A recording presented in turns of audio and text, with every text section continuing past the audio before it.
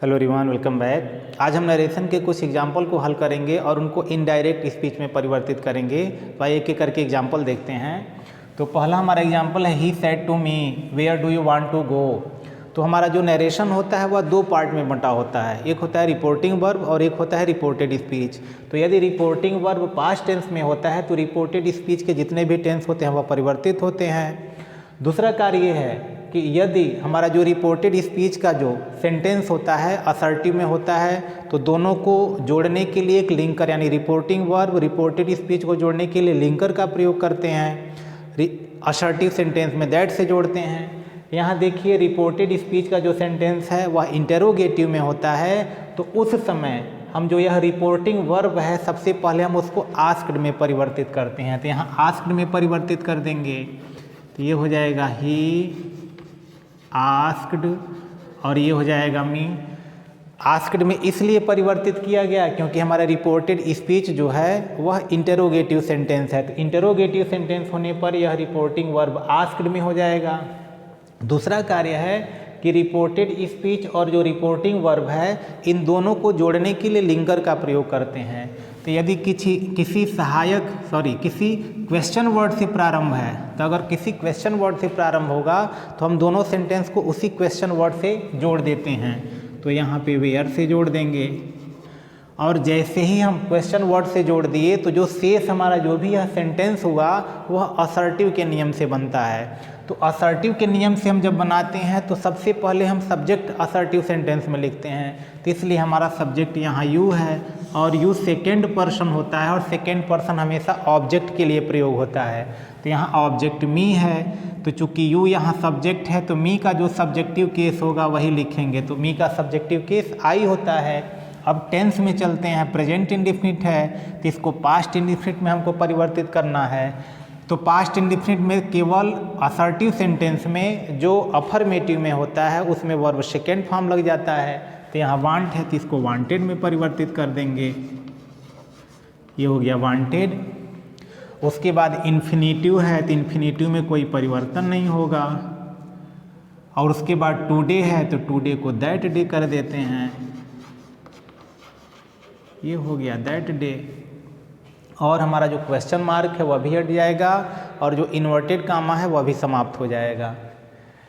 अगला सेंटेंस दिया है कि Aman said to him dear friend don't play on the road. अब यहाँ ध्यान दीजिए, dear friend don't play on the road, तो यह तो इम्पेरेटिव सेंटेंस है, सुझाव दिया जा रहा है। लेकिन उसके पहले देखिए यहाँ संबोधन करते हुए एक शब्द का प्रयोग किया गया है, डियर फ्रेंड, प्रिय मित्र। तो ऐसे अगर शब्द आते हैं नरेशन में, संबोधन के लिए कोई शब्द प्रयोग किए गए हैं तो उनके लिए हम क्या करते हैं, एड्रेस का प्रयोग करके हम पहले बनाते हैं। तो सबसे पहले लिखेंगे एड्रेसिंग, यहाँ लिखेंगे एड्रेसिंग। एड्रेसिंग के तुरंत बाद हमको ऑब्जेक्ट लिखना होता है, तो ऑब्जेक्ट है हिम, तो यहाँ लिखेंगे हिम। उसके बाद एज लिखेंगे।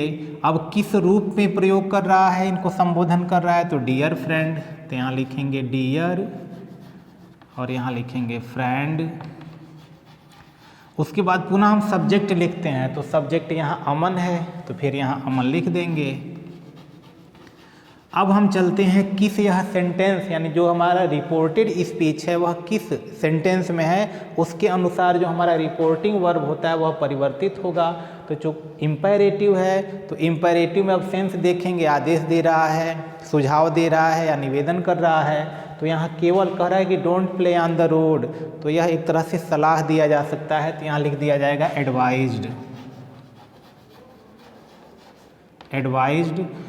अब यहाँ इसके बाद एडवाइस के बाद जो हिम है इसका प्रयोग नहीं करेंगे क्योंकि एक बार हिम आ चुका है, दोबारा इसका हम प्रयोग नहीं करेंगे। उसके बाद हमको क्या करना है, दोनों जो रिपोर्टिंग वर्ब होता है और रिपोर्टेड स्पीच होता है दोनों को जोड़ा जाता है। तो चूंकि जो इम्पेरेटिव सेंटेंस है हम उसको हमेशा टू से जोड़ते हैं, लेकिन यहाँ पर देखिए डोंट से शुरू हुआ है तो डू नॉट को पहले हम नॉट में परिवर्तित कर देंगे और उसके बाद टू से जोड़ेंगे। अब यहाँ लिखेंगे to play on the road, on the road और फुल स्टॉप लग जाएगा। पुनः देखते हैं कि Aman said to him dear friend don't play on the road. तो यहाँ संबोधन प्रयोग किया गया है, संबोधन का शब्द, तो इसलिए एड्रेसिंग, एड्रेस मतलब यहाँ संबोधित करना, तो addressing him as dear friend, यानी उसको डियर फ्रेंड के रूप में संबोधित करते हुए अमन एडवाइज्ड, अमन ने उसको सुझाव दिया, सलाह दिया not to play on the road, सड़क पर न खेलने का। फिर अगला सेंटेंस दिया है कि he said to her dear sister solve my question please, यानी कह रहा है कि हर यहाँ दे रहा है कि ही ने हर से कहा कि डियर फ्रेंड, फिर यहाँ संबोधन वाला शब्द आ गया है dear friend, dear sister, sorry dear sister की प्रिय बहन, सॉल्व माई क्वेश्चन प्लीज। तो यहाँ निवेदन कर रहा है, तो पुनः यह इम्पेरेटिव है, लेकिन पहले यह संबोधन जो कर रहा है, तो जिस तरह से यहाँ एड्रेसिंग का प्रयोग किया गया है, इसको भी समाप्त करने के लिए एड्रेसिंग का प्रयोग करेंगे। तो यहाँ लिखेंगे एड्रेसिंग। अब किसको संबोधित किया, तो ऑब्जेक्ट हर है, तो यहाँ लिखेंगे हर। अब किस रूप में, तो जैसे एज यहाँ पे है तो एज लिख देंगे, किस रूप में, तो डियर सिस्टर के रूप में, तो लिखेंगे डियर सिस्टर, ये हो गया। अब उसके बाद हमको सब्जेक्ट लिखना है, तो सब्जेक्ट है ही, इसको लिख देंगे ही। अब हमारा जो रिपोर्टेड स्पीच है, रिपोर्टेड स्पीच के अनुसार हमको शेड को परिवर्तित करना है। तो चूंकि सॉल्व माई क्वेश्चन और आगे दे रहा है प्लीज़, निवेदन कर रहा है, तो इसलिए निवेदन के लिए हम रिक्वेस्टेड कर देंगे, ये हो गया रिक्वेस्टेड। तो रिक्वेस्टेड करते ही प्लीज़ समाप्त हो जाएगा, प्लीज़ को लिखने की आवश्यकता नहीं होगी। उसके बाद रिपोर्टिंग वर्ब और रिपोर्टेड स्पीच को जोड़ेंगे, तो जोड़ने के लिए हमेशा हम जो लिंकर प्रयोग करते हैं टू है, तो यहाँ भी टू से जोड़ देंगे। वर्ब फर्स्ट फॉर्म, माई देखिए पॉजेसिव केस है फर्स्ट पर्सन का, और फर्स्ट पर्सन हमेशा सब्जेक्ट के लिए आता है। तो अब चूंकि यह माई पॉजेसिव केस है, तो ही का जो पॉजेसिव केस होगा वही लिखेंगे, तो यहाँ हो जाएगा हिज, और यह क्वेश्चन जो नाउन जैसे है वैसे लिख देंगे, यह हो जाएगा क्वेश्चन, और इन्वर्टेड कामा समाप्त हो जाएगा। तो हो गया कि addressing her as dear sister he requested to solve his question. फिर अगला सेंटेंस दिया है कि she said to us let my brother play with you, कि मेरे भाई को अपने साथ या तुम लोगों के साथ खेलने दो। तो यहाँ दे रहा है कि लेट के प्रयोग में, तो यह भी इम्पेरेटिव होता है, तो इसलिए अब देखेंगे सेंस क्या हो रहा है। तो एक तरह से सलाह भी दे सकती है, निवेदन भी कर सकती है, तो निवेदन कर देते हैं। तो शी, ये हो गया रिक्वेस्टेड। अब यहाँ अस टू से जोड़ते हैं, क्योंकि देखिए यहाँ टू से इम्पेरेटिव सेंटेंस में जुड़ा हुआ है, तो टू, उसके बाद हो जाएगा लेट। माई आता फर्स्ट पर्सन, तो first person possessive case, first person हमेशा इस सब्जेक्ट के लिए आता है, तो पॉजेसिव केस, तो सी का जो पॉजेसिव केस होगा यहाँ लिख देंगे, तो ये हो जाएगा हर, और यहाँ ब्रदर। वर्ब जैसे दिया है फर्स्ट फॉर्म, उसी तरह उसको लिख देंगे प्ले, और यहाँ हो गया विद, और यहाँ दिया है यू, चूँकि सेकेंड पर्सन है और यह ऑब्जेक्ट का कार्य कर रहा है, तो इसलिए यू ऑब्जेक्ट के लिए आता है। यू ऑब्जेक्टिव केस है, तो अस का जो ऑब्जेक्टिव केस होगा वही लिखेंगे, तो यहाँ अस खुद ऑब्जेक्ट है, वह ऑब्जेक्टिव केस वैसे ही लिख दिया जाएगा। फिर अगले सेंटेंस में चलते हैं। दिया है कि I said to them let us go for a long walk, चलो टहलने चलते हैं।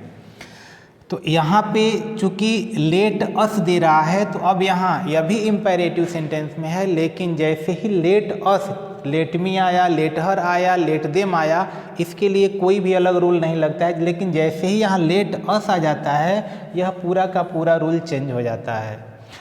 तो लेटस आने पर इस सेड को सजेस्टेड या प्रोपोज्ड में कर देते हैं, तो पहले ये करते हैं, तो यहाँ लिख देंगे आई सजेस्टेड, ये हो गया आई सजेस्टेड, और यहाँ जो ऑब्जेक्ट है लिख दिया गया देम।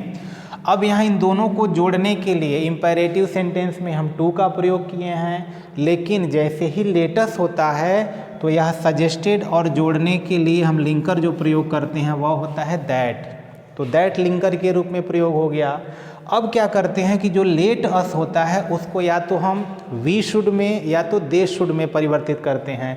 तो यह निर्भर करता है सब्जेक्टिव केस पर। अब यहाँ सब्जेक्टिव केस चूँकि आया है फर्स्ट पर्सन, इसलिए यहाँ हो जाएगा वी शुड, यहाँ लिखेंगे वी शुड। तो यह लेट अस समाप्त हो जाएगा, यानी लेटस आता है अगर इम्पेरेटिव सेंटेंस में लेट वाले प्रयोग में, तो इस सेड को सजेस्टेड या प्रपोज्ड जोड़ने के लिए दैट, लेटस को वी शुड या दे शुड में परिवर्तित करते हैं। चूँकि यहाँ फर्स्ट पर्सन है इसलिए वी शुड। उसके बाद जैसे दिया है वर्ब फर्स्ट फॉर्म वैसे लिख देंगे लॉन्ग वॉक। हो गया फॉर अ लॉन्ग वॉक। फिर लास्ट वन देखते हैं, दिया है कि captain said to the players well done you have played well. तो यहाँ देखिए दिया है कि वेल डन, शाबाश, यू हैव प्लेड वेल, तुम लोगों ने बहुत अच्छा खेला। तो यहाँ एक तरह से उनको शाबाशी दे रहा है। तो शाबाशी जैसे देगा तो इसके लिए हम क्या करेंगे, लिखेंगे कैप्टन। अब शाबाशी दे रहा है मतलब यहाँ प्रशंसा कर रहा है, यानी एक्सक्लेमेटरी सेंटेंस में यह उनका एक तरह से वेल डन, शाबाशी दे रहा है, उनकी प्रशंसा कर रहा है। तो यहाँ लिखेंगे कैप्टन, अपलाड लिख सकते हैं चाहे प्रेज्ड लिख सकते हैं। तो यहाँ हो जाएगा प्रेज्ड, प्रेज्ड मैंने प्रशंसा किया, चाहे अपलाड भी प्रयोग कर सकते हैं। अब किसको, यानी द कैप्टन प्रेज्ड, अब किसका प्रशंसा किया, तो जो ऑब्जेक्ट है लिख देंगे। तो ये हो गया द प्लेयर्स। अब इसके बाद हम एक शब्द का प्रयोग करते हैं सेइंग दैट। यहाँ लिखेंगे सेइंग दैट, यह प्रेजेंट पार्टिसिपल में सेइंग दैट, यानी कप्तान ने प्लेयर्स खिलाड़ियों को यह कहते हुए उनकी प्रेज्ड प्रशंसा किया दैट। अब यह जो वेल डन है वह समाप्त हो जाएगा क्योंकि इस प्रेज्ड में ही वह वेल डन आ गया है। अब यहाँ लिख दिया जाएगा यू आया है, चूँकि प्लेयर्स के लिए यू सेकेंड पर्सन और सेकेंड पर्सन हमेशा ऑब्जेक्ट के लिए आता है। तो प्लेयर्स प्लूरल नंबर में है, थर्ड पर्सन है, इसलिए यहाँ पे दे लगा देंगे और हैव का हैड कर देंगे, दे हैड। उसके बाद वर्ब थर्ड फॉर्म जैसे है लिख देंगे प्लेड और वेल। तो इस प्रकार से यह नरेशन के कुछ एग्जाम्पल हैं, इनको आसानी से हमने हल किया। तो इस वीडियो को आप कई बार देखेंगे तो निश्चित रूप से इसके जो भी रूल है वह समझ में आएंगे। आप चाहे तो इसका स्क्रीनशॉट ले सकते हैं।